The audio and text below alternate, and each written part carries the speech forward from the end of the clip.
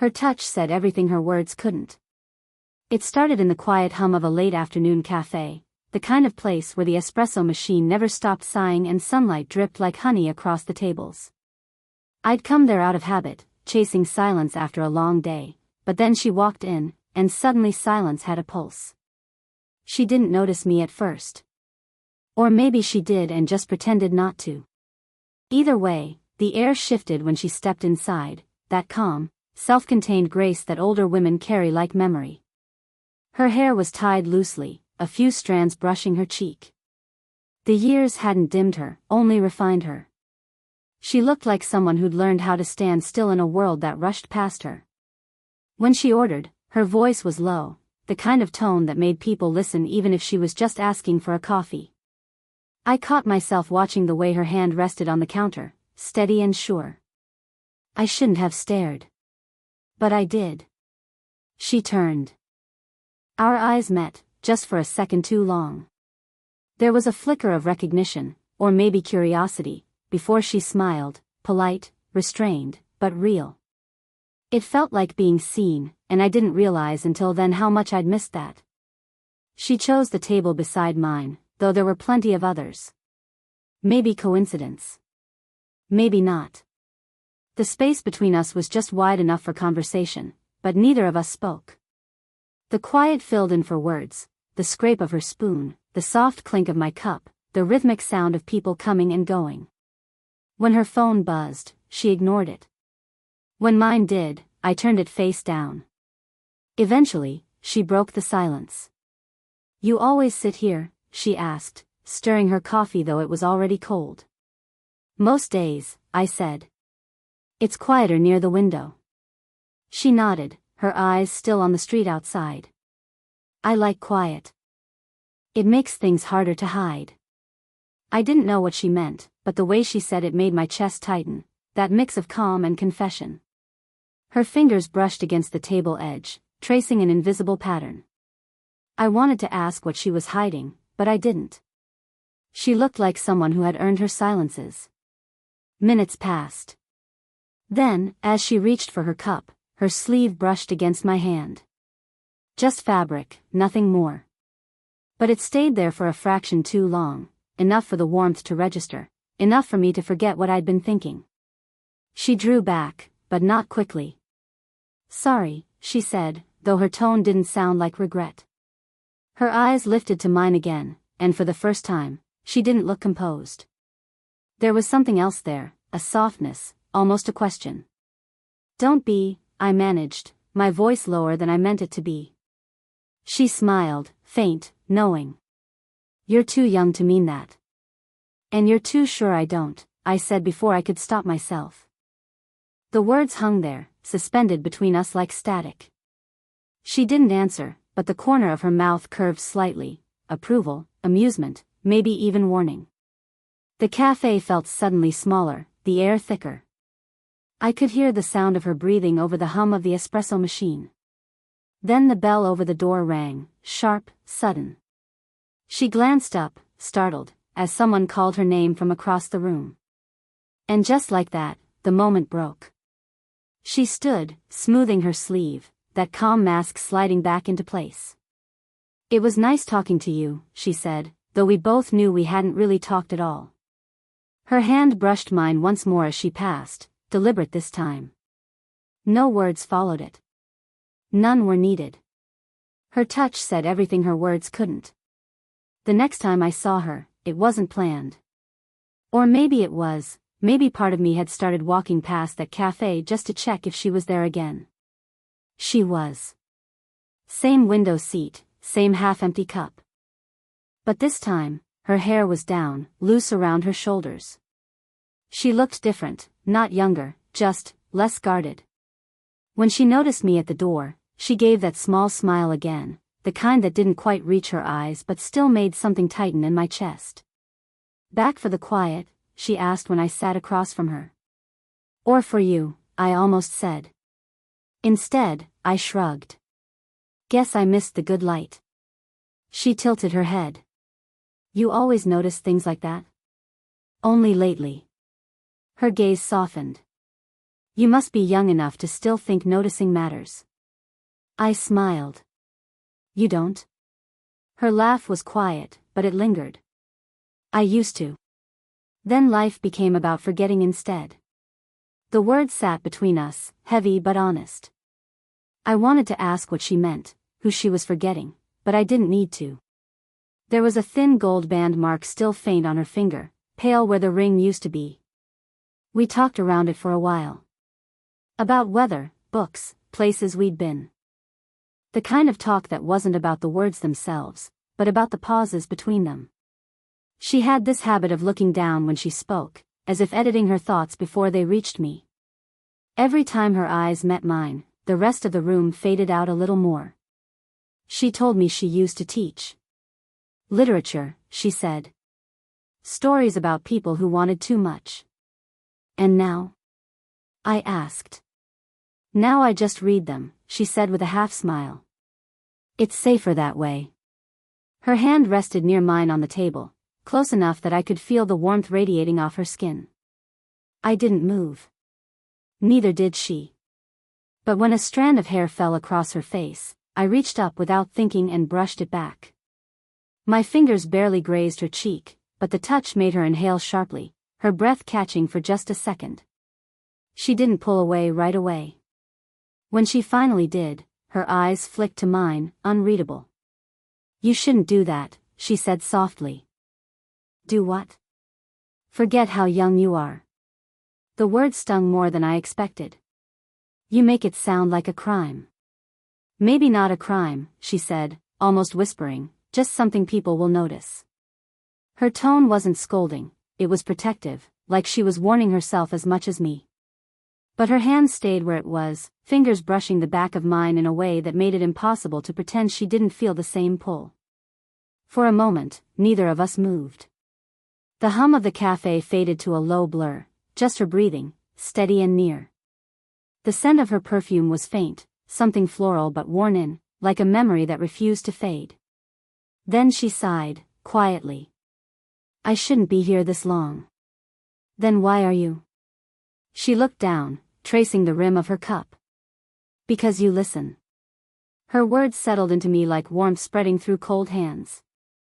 She stood to leave, gathering her coat, and as she passed behind my chair, her fingers brushed the back of my shoulder, slow, deliberate. A thank you, maybe. Or something braver. It was a small touch. But it stayed. Longer than it should have. Variant, standard, title, her touch said everything her words couldn't. Part 3, heightening suspense, ID, 76130. The rain came without warning, a sudden, heavy curtain that trapped us inside the cafe. Most people left in a hurry, but she stayed. So did I. The windows blurred with streaks of water, the world outside dissolving into color and motion. Inside, it was just us, the low hum of jazz from the speaker, and the smell of coffee gone cold. She sat across from me, her coat draped over the chair, sleeves rolled up as if she'd decided to stop pretending she wasn't staying. You'll get caught in it if you leave now, I said. Her eyes met mine. Maybe that's the point. I wanted to ask what she meant, but before I could, the door swung open. A man stepped in, mid-40s, familiar in that vague way strangers sometimes are. He looked at her, surprise flashing across his face. I thought that was you. Her smile froze, polite but tense. Hello, David. His gaze flicked between us. Didn't know you still came here. Occasionally, she said lightly, though her fingers tightened around her cup. I could feel the change, the distance she suddenly put between us, subtle but sharp. He nodded at me. Your student? Just a friend, she said too quickly. The word stung more than I expected. I looked down at the table, pretending to check my phone. He didn't stay long, just enough to make the silence afterward feel heavier than before. When he finally left, she exhaled, her shoulders loosening. He's an old colleague, she said. He talks too much. I wanted to say so do people who are nervous, but instead, I just nodded. Her eyes softened, as if she'd heard the thought anyway. For a while, we didn't speak. The rain grew louder, drumming against the glass. When she leaned forward, her hand brushed mine, light at first, then firmer when I didn't pull away. I could feel her pulse through the skin of her wrist, steady but quick. "You shouldn't let things like that bother you," she said quietly. "What things?" "The way people see what they want to see." Her voice was softer now, almost lost in the sound of rain. Her face was close enough that I could see the faintest line at the corner of her mouth when she smiled, the trace of something she tried to hide, guilt, maybe, or fear. I swallowed. "Does it bother you?" She hesitated. "Only when it starts to feel real." Her words sat between us like a confession neither of us was ready to claim. I could smell the faint warmth of her perfume, something subtle and familiar, and when she looked up, her eyes didn't waver. The space between us disappeared almost on its own, like gravity had made the choice. Her breath brushed against my jaw when she spoke again. "We should stop." I didn't move. "Then why don't we?" Her lips parted slightly, and for a heartbeat, the world stopped. Her hand was still against mine, her body angled forward, everything in her posture saying yes while her words tried to hold the line. Then a sound, the buzz of her phone. She flinched, pulling back fast, the moment cracking open. The light from the screen glowed against her skin before she turned it face down. We both sat there, caught between relief and regret. Outside, the rain eased to a whisper, and she reached for her coat. "I should go," she murmured. But as she stood, she touched my hand again, not by accident this time. A slow, deliberate trace across my fingers. "We shouldn't," she whispered. "I know." And yet neither of us let go. "Would you like me to continue with prompt 4, the slip, crossing the line, 500 words, next?" Variant, standard, title, her touch said everything her words couldn't, part 4, nearing the climax, ID, 76131. I didn't see her for a week after that.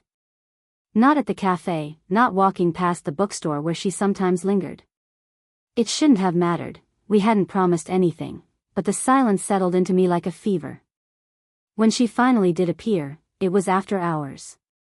The cafe lights were dim, chairs stacked on tables, the rain just beginning again outside. She stood by the door, hair damp, eyes searching. "You're still here," she said. I could say the same.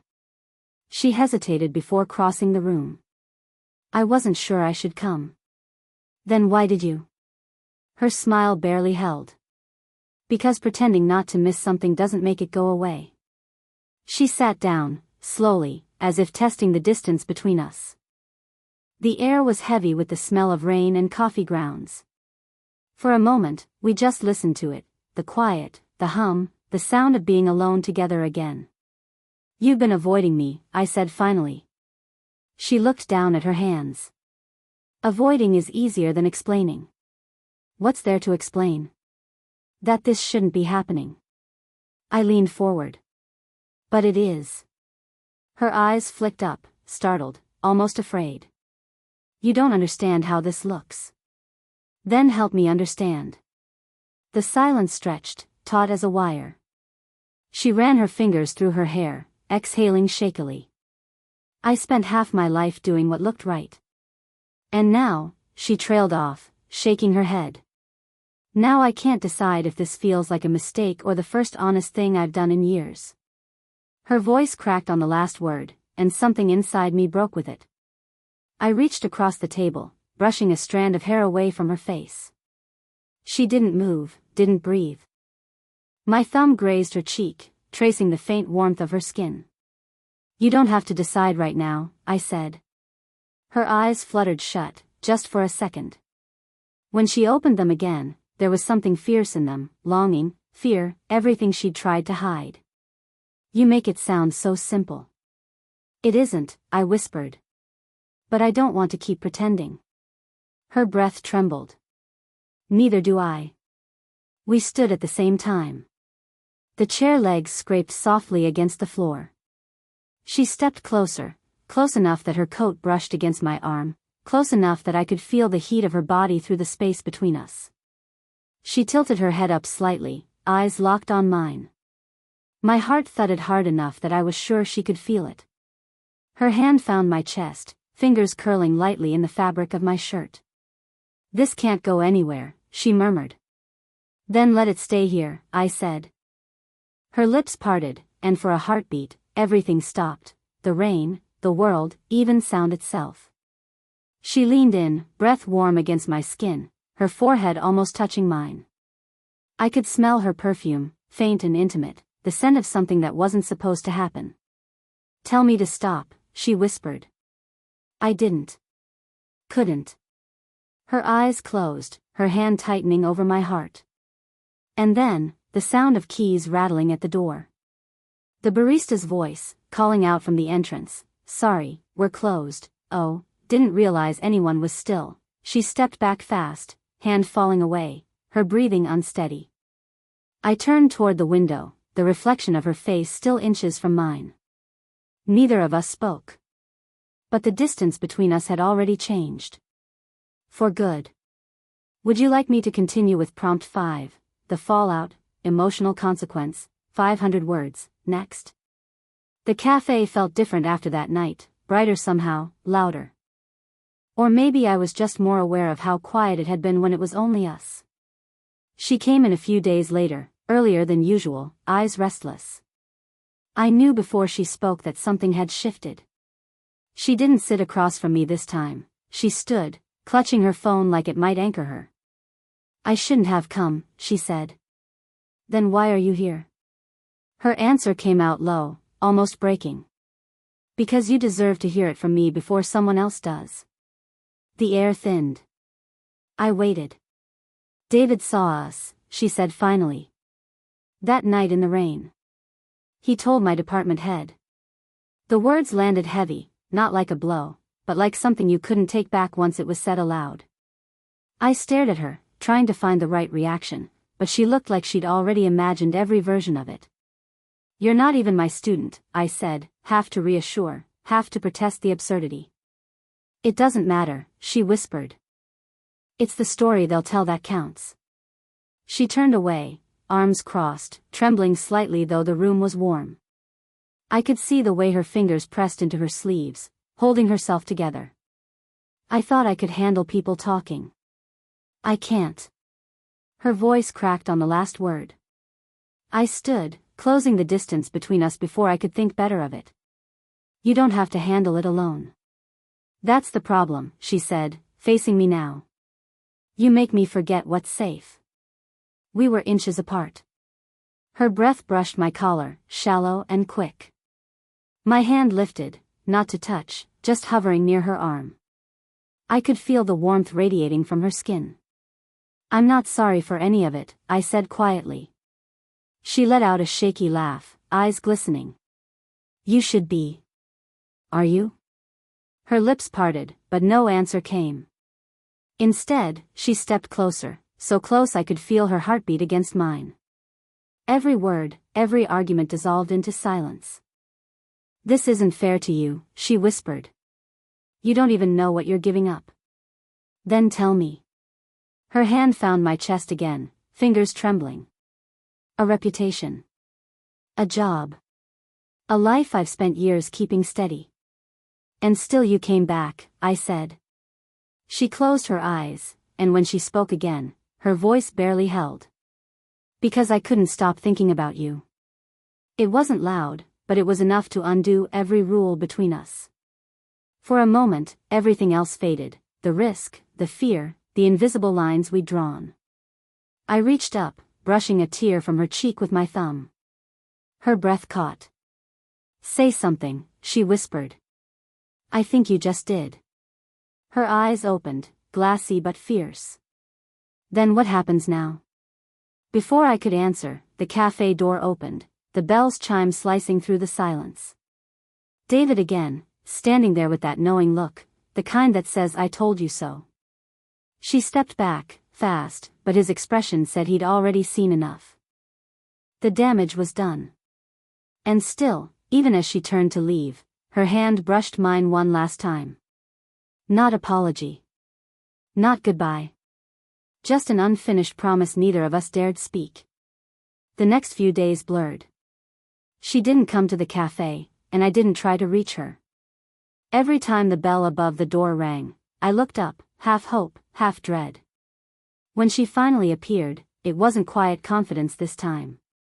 She looked shaken, her hair loosely tied, eyes rimmed with exhaustion. "I can't fix it," she said before I could speak. "They've decided what they think." I rose from my seat, but she lifted a hand, stopping me. "Don't. If anyone sees us, let them," I said. Her voice softened. "You don't know what that means for me." I stepped closer anyway, lowering my tone. "Then tell me to walk away." She didn't. Her silence said enough. The cafe was nearly empty, the rain outside matched the pulse between us. She moved closer, maybe without realizing it, until I could feel the warmth of her arm against mine. "Why are you doing this?" she whispered. "Because I don't want to keep pretending I don't care." Her breath caught, eyes flicking to my mouth before she looked away. "You think this is about wanting? Isn't it?" Her laugh was small, fragile. "It's about everything," I said. I'd never let myself feel again.